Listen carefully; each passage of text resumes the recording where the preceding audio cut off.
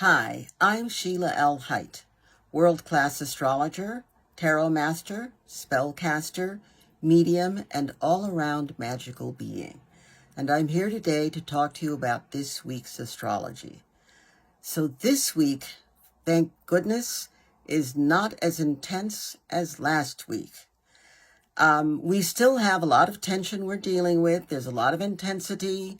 And so this is not a good time to pick fights or express your opinion too forcefully. But it is a good time to just sort of sit back and enjoy the fact that you don't have to fight, push, or argue this week.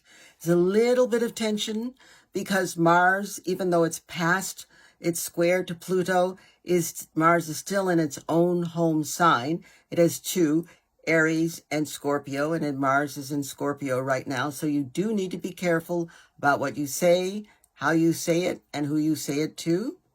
It's a time of intense, passionate feelings, and that's a good thing.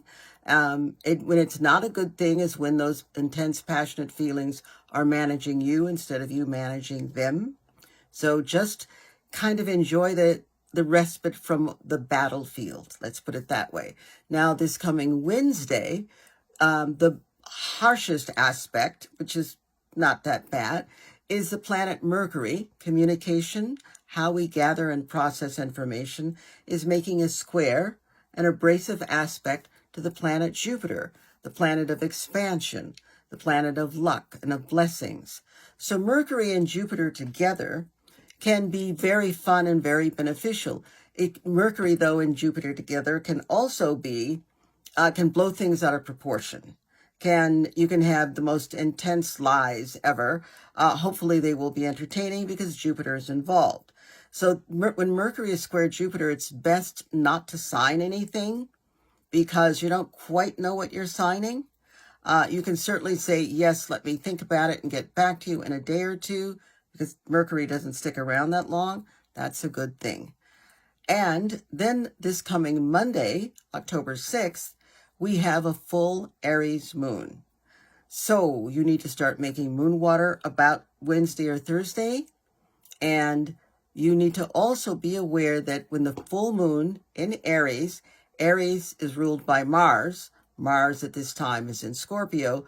You need to not let things escalate and so that they get to a point where there's full-blown warfare. Mars is very passionate and lovely when you use it well. And Mars and Scorpio definitely when you use it well. So what would you like to do? What do you have a passion for? Do that.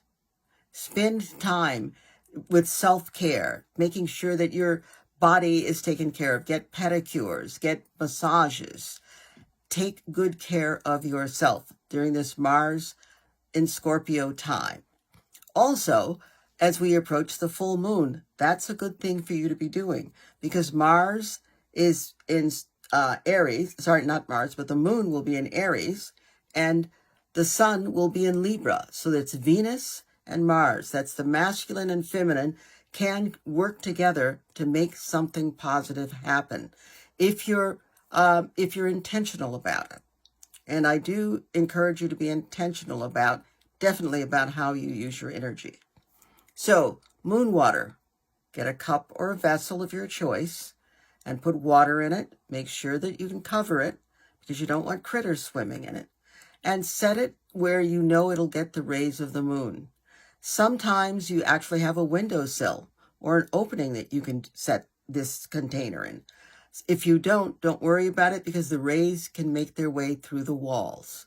But set it so that you get the rays of the moon at least 3 days before the actual full moon, which will be on the 6th. And let it reach peak on the 6th. And then give it 2 or 3 days after to release.